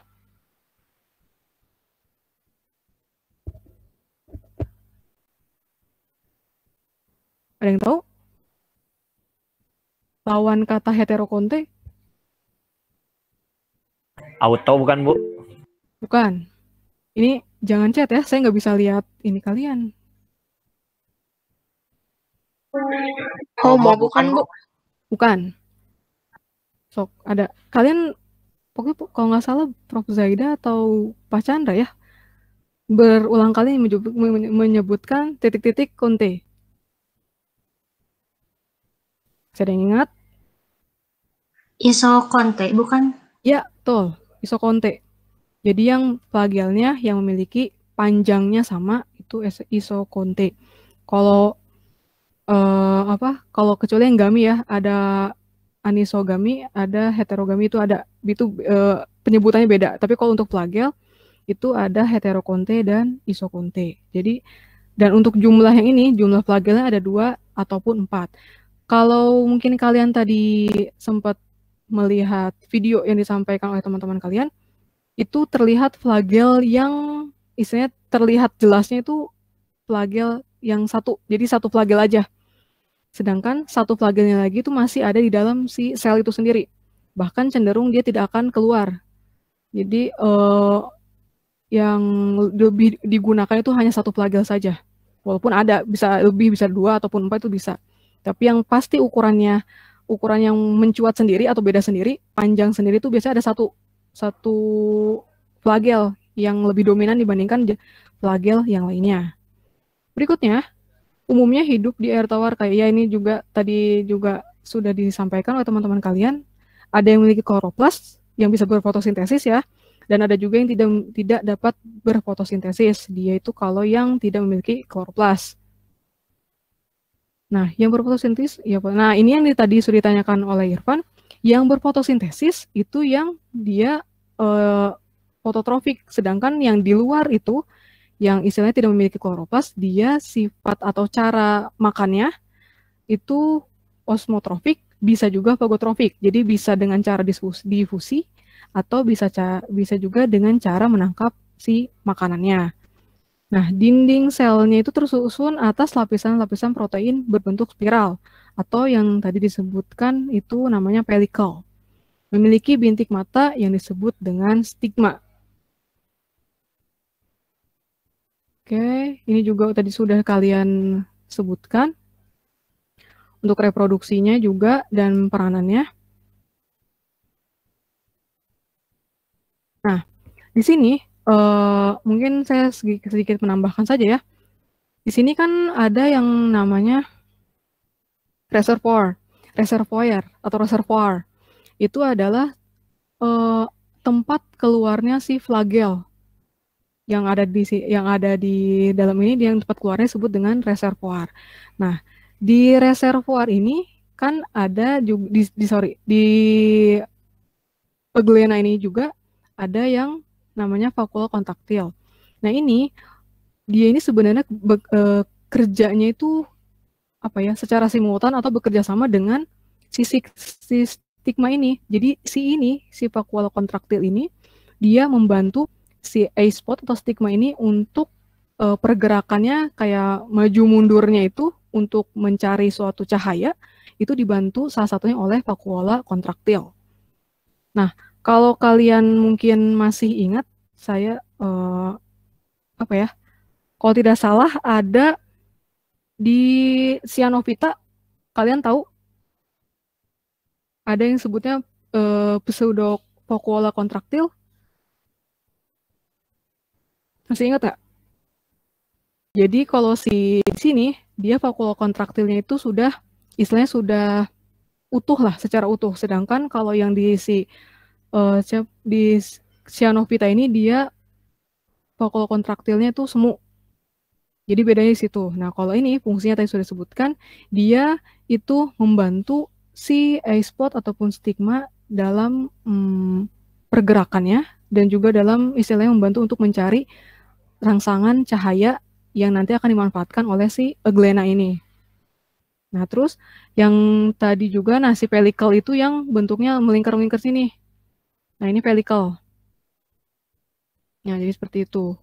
Sisanya sih sama aja dengan tadi sudah teman-teman kalian sampaikan, si bagian-bagian badannya dari si Euglenophita ini sama. Cuman yang saya tekankan mungkin di vakuola kontraktil ya, dia bekerja sama dengan stigma. Tolong kalian ingat-ingat, barangkali mungkin nanti diujiankan, bisa jadi seperti itu. Oke, mungkin itu aja sih ya tambahan untuk materi hari ini. Apakah ada yang mau ditanyakan?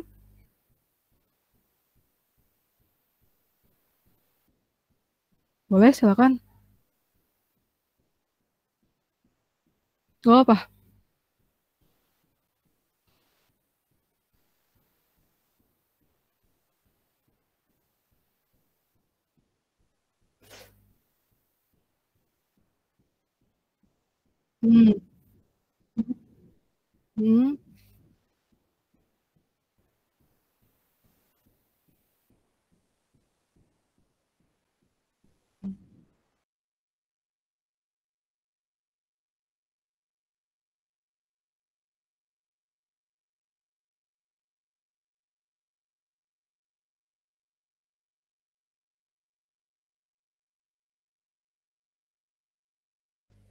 Bisa jadi sebagai dia katalis juga. Tapi sebenarnya perubahan dia itu tidak hanya dianya doang sih, maksudnya tidak hanya si Euglenonya doang, tapi kan di bawah dasar itu ada bakteri, ada organisme yang zatrenik, yang sejenisnya, yang lebih kecil lagi, yang dia itu membantu proses penguraiannya juga. Jadi bisa mempercepat faktor lain yang bisa mempercepat terjadinya suatu mungkin pendangkalan ataupun apapun itu yang di suatu perairan. Jadi di luar si Eugleno pun ada, tapi si Eugleno dikatakan katalis, bisa jadi seperti itu.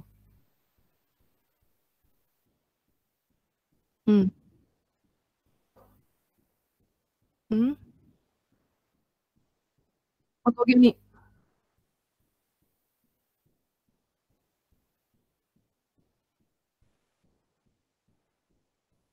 hmm,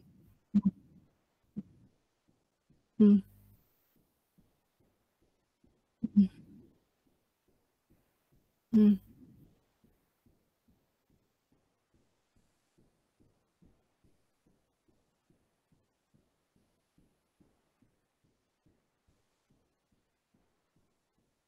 Ya, oke, sama-sama. Umumnya yang lebih sering itu terjadinya si ontogeni atau suatu pendangkalan atau pengurangan umur dari si waduk itu lebih banyaknya di waduk yang alami biasanya. Tapi kalau misalnya saya belum pernah dengar sih kalau misalnya yang di waduk buatan mungkin kayak Jati Gede atau kayak Jati Luhur mungkin itu saya belum pernah dengar dia terjadi sempat terjadi itu atau enggak. Tapi yang saya pernah tahu itu di Danau Rawapening. Kalau kalian mungkin cari referensinya, si Danau Rawapening ini dia kalau tidak salah ya, kasih apa koreksi saya kalau saya salah menyebutkan, dia kan salah satu waduk alami yang dimana istilahnya mah dari gampangnya itu kanan kirinya itu kan masih tanah. Nah jadi ada si pendangkalan suatu danau itu selain nutrien, terus juga selain faktor lain kegiatan perikanan, dan ada juga ada juga faktor dari adanya si limpasnya tanah yang masuk ke dalam air. Jadi tanah kanan kirinya kan suka ada kalau kalian masih mungkin main ke waduk, beberapa waduk alami itu di sekelilingnya masih ada tanah. Nah biasanya kan suka ada pada saat hujan biasanya kan mulai kayak ada proses leaching itu, jadi membawa si tanah juga ke dalam suatu perairan itu ada kemungkinan yang menjadi faktor itu juga bisa. Dan nggak tahu ya kalau informasi jelasnya di waduk buatan apakah seiring bertambahnya faktor yang memperpendek usia dia itu nanti akan memecah si dinding dari si waduk itu, saya kurang tahu sih pastinya seperti apa. Karena di Indonesia sendiri dibilang tidak terjadi pun nggak juga, dibilang terjadi pun ya nggak juga, hanya mungkin statusnya yang sudah akan mendekati ontogeni. Salah satunya contohnya adalah si Rawapening. Dia yang tadinya kedalamannya misalnya 1000, sekarang sempat baca jurnal itu tahun 2015 itu dia tinggal berapa ratus gitu atau setengahnya dari kedalaman yang awalnya. Terus juga seiring dengan bertambahnya waktu, berjalannya waktu, dia makin dangkal. Nah, itu sebenarnya ada pro kontra juga pada saat terjadi pendangkalan. Mau dilakukan pengerukan atau ya udah dibiarkan saja. Tapi biasanya upaya untuk yang melakukan pengerukan harus membutuhkan dana yang gede sih, harus biayanya yang gede besar. Ini itu sih. Ya. Ada lagi yang mau bertanya?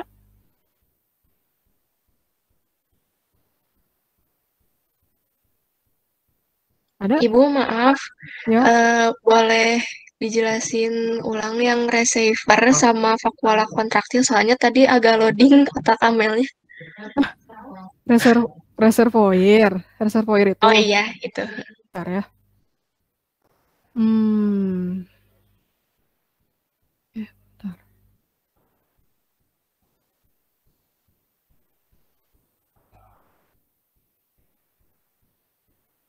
Kelihatan nggak? Sudah Bu, sudah ada. Nah, jadi si reservoir ini nih, ini yang dia kayak semacam saluran gitu. Kalau istilah si reservoir juga kan ada juga di istilah perairan waduk. Nah itu ada reservoirnya juga. Nah ini sistemnya tidak jauh berbeda dengan yang ada di si Euglena. Jadi si reservoir ini dia merupakan pada si bagian anterior. Ini bahasa penjelasan detailnya, lekukan pada bagian anterior yang ada di si Euglena. Tapi kalau bahasa singkatnya adalah dia tempat keluarnya flagel. Satu flagel ini ya, tempat dia keluar ini. Sedangkan sisanya, si flagel yang tidak keluar itu dari sebelah sini. Jadi dia, jarang lah untuk digunakan. Umumnya digunakan cukup satu aja.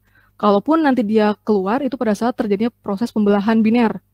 Kan sudah tadi disebutkan juga, itu pada saat proses pembelahan, flagel ini satu lagi flagel yang ada di sini membentuk sel yang baru. Nah, di sini kan seperti yang sudah tadi kalian sampaikan, itu adanya si eye spot atau stigma dan juga ada vakuola kontraktil. si kerja si stigma ini atau bintik mata ini itu dipermudah dengan adanya vakuola kontraktil ini, karena dia membantu untuk pergerakan naik turunnya ke lapisan perairan, dan juga untuk membantu bagaimana penyerapan intensitas cahaya yang bisa diserap oleh si Euglena. Itu jadi mereka berdua ini saling membantu. Jadi nggak cukup ini doang. Dia ada tim lain atau istilahnya ada organ lain yang membantu dia untuk mendekati cahaya atau mendekati adanya suatu rangsangan cahaya, dibantu pergerakannya oleh si vakuola kontraktil. Jadi seperti itu. Paham nggak? Paham, Bu. Terima kasih, Bu. Oke.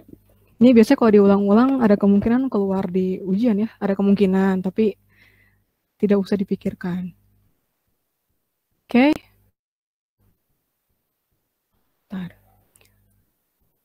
Ada lagi yang mau ditanyakan?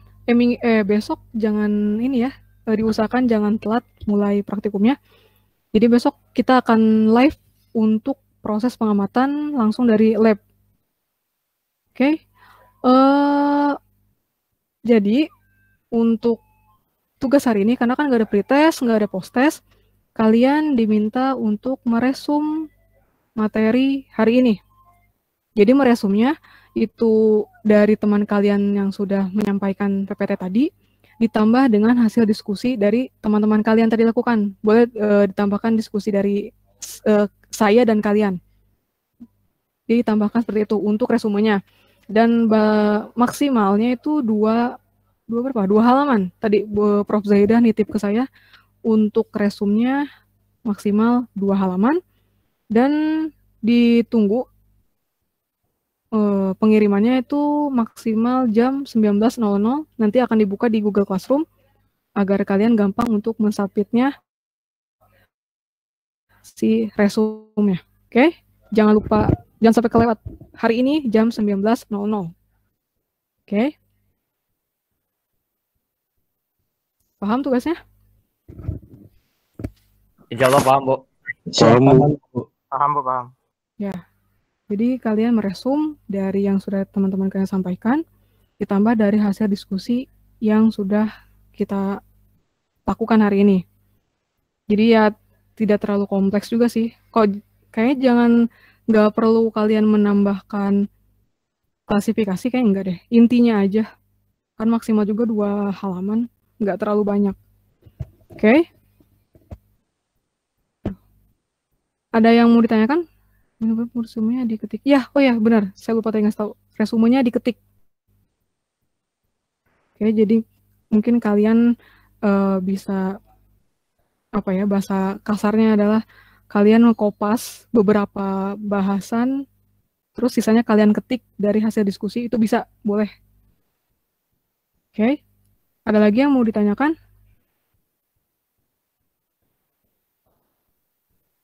Dari saya cukup, Bu. Cukup, Bu. Izin bertanya, Bu, untuk tugas praktikum planktonologi itu dikumpulkan di mana, Bu? Pokoknya tugas semuanya praktikum itu dikumpulkan ke, saya lupa namanya, ke Irfan. Kapan ya dikumpulkan? Nanti akan saya kasih tahu. Oke, saya kasih pokoknya di minggu depan itu kan terakhir identifikasi. Nah, saya akan kasih tahu kapan kalian harus mengumpulkan tanggalnya. Pokoknya kalian kerjakan dulu tugasnya, jangan sampai telat kayak tadi ya. Ada yang ngirimnya, kan harusnya kami mintanya ngirimnya kalian ke koordinator, tapi kalian ternyata ada yang ngirim masing-masing. Jadi biar takutnya kan berceceran file kalian. Pada saat kita ingin menginput nilai, kan salah satunya dari tugas kelompok. Takutnya kalau misalnya kalian tidak disatukan dengan koordinator, kami menyangkanya kalian tidak mengumpulkan tugas. Jadi diusahakan dikerjakan tugasnya tepat waktu. Jadi koordinator mengirimnya sudah semua, tidak kepotong-potong atau tidak tercecer. Oke. Ada lagi yang mau ditanyakan? Terima kasih, Bu. Ya, sama-sama.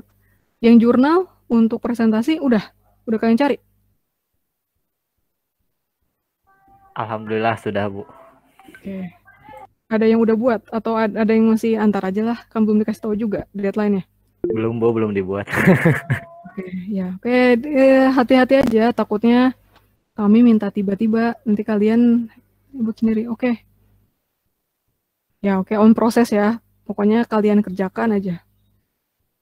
Oke, mungkin itu ya apa ya, informasi atau materi dari kami. Mungkin kalau ada yang ingin kalian tanyakan lagi terkait materi hari ini atau tugasnya, boleh kalian ditanyakan ke saya. Ya, sebenarnya ada informasi, cuman bentar.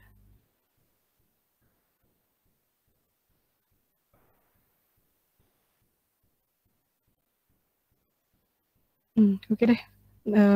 Bentar, nggak ada, harus di kelas sebelumnya ada informasi di akhir, cuman itu Prof. Zaida yang menyampaikan. Saya nggak ada wewenang untuk menyampaikan, jadi ditunggu aja ya informasi untuk perkuliahan berikutnya. Pokoknya kalian jangan lupa bikin PPT untuk pertemuan yang akan datang.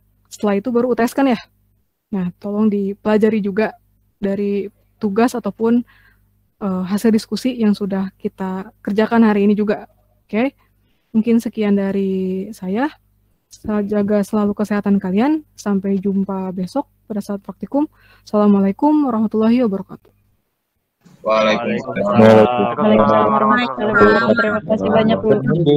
Terima kasih, Bu. Waalaikumsalam warahmatullahi wabarakatuh.